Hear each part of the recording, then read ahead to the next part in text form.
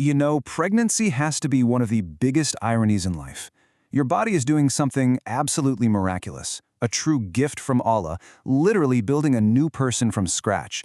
And you'd think, for all that hard work, your reward would be some amazing, deep, restful sleep. But nope. Instead, you get sleepless nights. It just feels so unfair, doesn't it? Well, let's get into why that happens, and, way more importantly, how we can fix it. This is the question, right? The one that keeps so many of us moms-to-be staring at the ceiling at 3 a.m.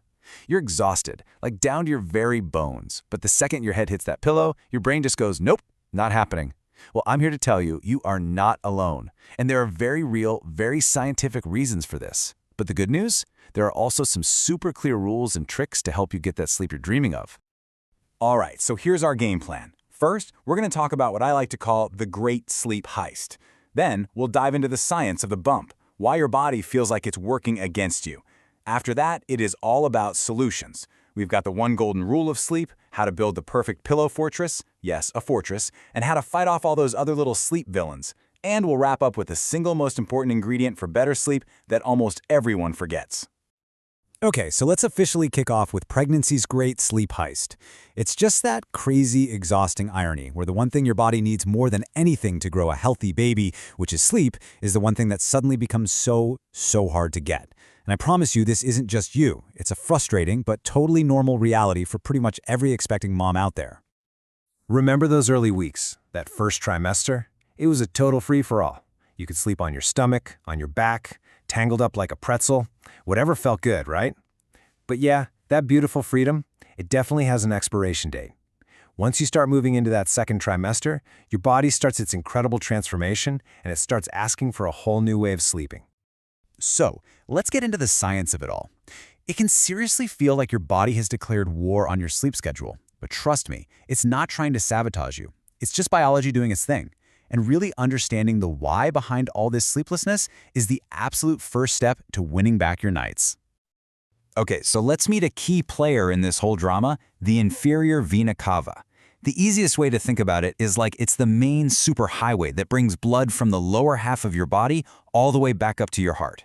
Now, as your baby grows, your uterus gets heavier and heavier. And when you lie flat on your back, all of that weight can press right down on this superhighway, basically causing a massive traffic jam. And that blood-flowed traffic jam, it's kind of a big deal. Sleeping on your back can actually reduce the amount of blood getting to you and to your baby. But the moment you shift over to your side, you take all that weight off the highway. The traffic starts moving again, blood flows freely, it's easier to breathe, it can even help with swollen feet. It's such a simple little change, but it makes a huge difference. So now you get it. You understand the mechanics of what's going on inside. You know why your old comfy sleeping positions just aren't cutting it anymore. This right here is the turning point. So are you ready for the one simple rule that is going to change your nights from a total struggle into a success? All right, enough about the problems. Let's get to the good stuff, the solutions. We are now at the golden rule of pregnancy sleep. You can forget all the other complicated advice you've heard online. It really just boils down to one simple idea. One position that puts safety and comfort above everything else. Here it is, plain and simple. The absolute safest, most recommended position is sleeping on your side. The American College of Obstetrics and Gynecology is all in on this. Now, you've probably heard that the left side is technically the best side, and that's kinda true. It can give a tiny little boost to circulation. But honestly, left side, right side, don't stress about it. Either side is great. The main goal is just to stay off your back. Now, this becomes especially important right around week 28.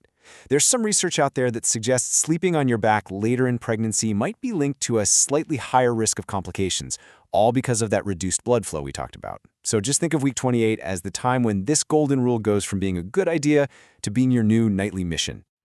Okay, and I really need you to hear this part. You are going to wake up on your back sometimes. It's just gonna happen. The absolute worst thing you can do is freak out and start worrying. It doesn't mean you've done anything wrong, just calmly roll back onto your side and go back to sleep. What really matters is the habit of starting the night on your side. Seriously, consistency is so much more important than perfection here. So knowing you should sleep on your side is one thing, but actually being comfortable while you're doing it, that's a whole other ballgame. So let's get practical. Let's talk about how to build the ultimate pillow fortress to support your body and make side sleeping feel, well, amazing. This is my simple 3-step blueprint. It's so easy. First, and this is super important, get a pillow that runs all the way between your knees and your ankles. Second, take a smaller pillow or a little wedge and tuck it right under your belly. Oh, this feels so good and takes so much strain off your back. And third, wedge a firm pillow right up against your back. This is your defense system. It stops you from rolling over in your sleep. And listen, I've got to tell you a little secret that makes a massive difference. The ankle pillow. So many people just put a pillow between their knees, right? But then your top leg is still kind of dangling down, which pulls on your hip. By making sure that pillow supports your ankle too, you create this perfectly straight line from your hip to your knee to your ankle. That alignment is the secret weapon against that nagging hip pain. Of course, even if you have the world's most amazing pillow fortress, your sleep can still get attacked by other villains. Your position is just one part of the puzzle. So let's talk about how to fight back against those other super common sleep stealers of pregnancy. And hey, if you're looking at this list and just nodding along, yep, you are so not alone. The constant trips to the bathroom, that fiery heartburn, those awful leg cramps that wake you up out of a dead sleep, these are shared experiences. Your body is working overtime, and these are just the side effects. Knowing you're going through something completely normal can be such a relief. So let's arm you with some pro tips. For that awful heartburn, gravity is your new best friend.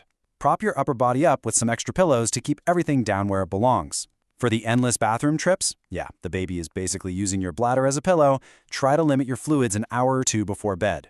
And for those leg cramps, the worst. Try doing some gentle calf stretches before you climb into bed. And finally, make your bedroom a sanctuary. Keep it cool, dark, and quiet. A little calming routine, like a warm bath, can work wonders. Okay, we've talked about positions, we've built a pillow fortress, and we've got our pro tips for the sleep villains. We've covered the science and the strategy. But there is one final ingredient for getting better sleep, and it's the one that we are all most likely to forget. And it has absolutely nothing to do with your pillows. It's this. Just give yourself grace. You are growing a whole human being. Think about that. It is a massive, exhausting, and miraculous job. It is totally okay if sleep is hard right now. It is okay if you have a bad night. Beating yourself up about it is the least helpful thing you can possibly do. Self-compassion is everything. So please, remember this more than anything else. Don't think of rest as some kind of luxury or something you have to earn. Think of it as an act of worship. It is how you honor the incredible, sacred work that your body is doing. You are nurturing a miracle from Allah. So the real question is, how are you going to honor your body and its miraculous work tonight?